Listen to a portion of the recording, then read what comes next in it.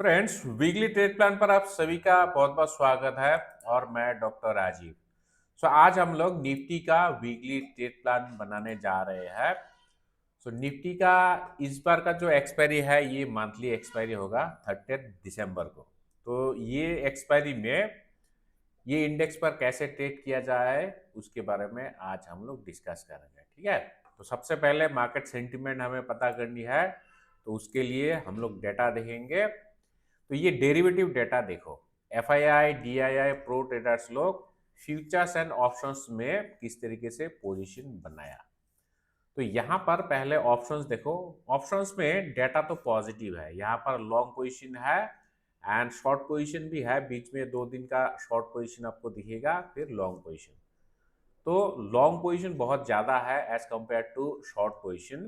तो इसका मतलब है मार्केट पॉजिटिव होना चाहिए। और ये जो 10 डेज का क्यूमुलेटिव पोजीशन है, यहाँ पर लगभग 5 लाख का लॉन्ग पोजीशन है। तो ये एक बहुत बड़ा पॉजिटिव डेटा है। एंड फ्यूचर्स में देखो, फ्यूचर्स में पहले तो बहुत शॉर्ट हो रखा था, लेकिन पिछले 3 ट्रेडिंग सेशन में यहाँ पर अच्छा खासा लॉन्ग बनना चालू हुआ। और इसीलिए ये जो क्यूमुलेटिव 10 डेज पोजीशन है कंबाइंड इन लोग का डेटा, ये लगभग 4000 का लॉन्ग पोजीशन है। पहले ये नेगेटिव में था, अभी ये पॉजिटिव हो चुका है। तो इसका मतलब है डेटा पॉजिटिव है।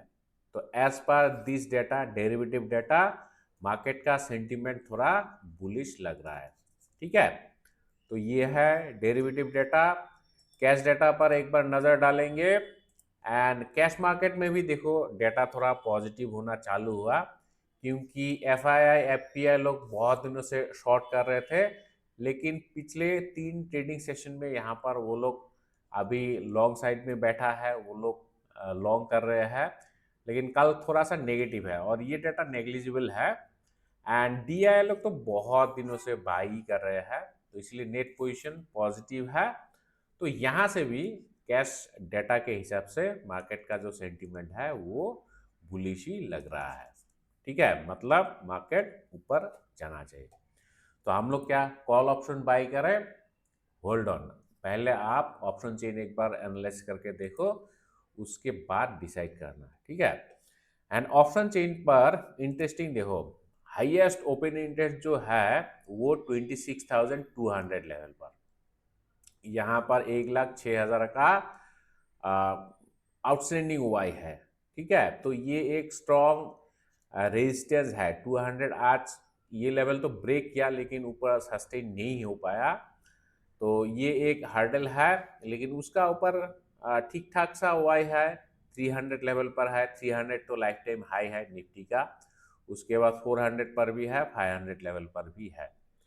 लेकिन नीचे की तरफ यहाँ पर भी देखो ठीक ठाक सा वाई है। 200 पर 91 पर लगभग 92,000 का यहाँ पर वाई है। उसके बाद है यहाँ पर 67,000 एंड सिग्निफिकेंट वाई है यहाँ पर 26,000 लेवल पर। ठीक है। तो ये एक स्ट्रॉन्ग सपोर्ट है। ये 26,000 लेवल इतनी आसानी से अभी ब्रेक नहीं होगा। ठीक है ना। तो सेंटिमेंट अभी क्या है, तो उसके लिए आपको तो ऑप्शन चेन एनालिसिस करना होगा। सेंटिमेंट, लेकिन इधर देखो कॉल साइड में पहले देखो, यहाँ पर शॉर्ट बिल्डअप हुआ है। ठीक है।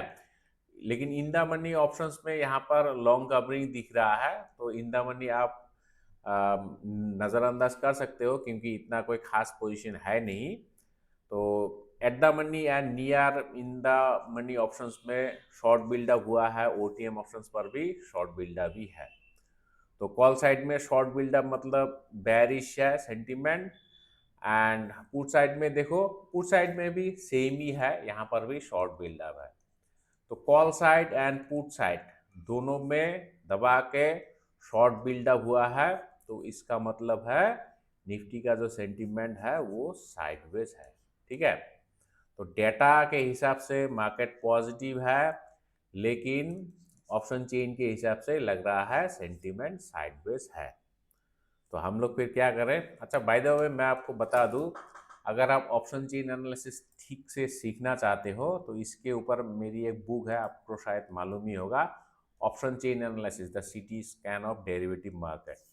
तो यहाँ पर ऑप्शन चेन एनालिसिस पूरा डिटेल्स में सिखाया गया है, एंड अलोंग विथ ये जो डाटा है, ये डाटा कैसे प्रिपेयर करनी है, कैसे एनालिसिस करनी है, उसके बारे में भी इस बुक में अच्छी तरीके से सिखाया गया।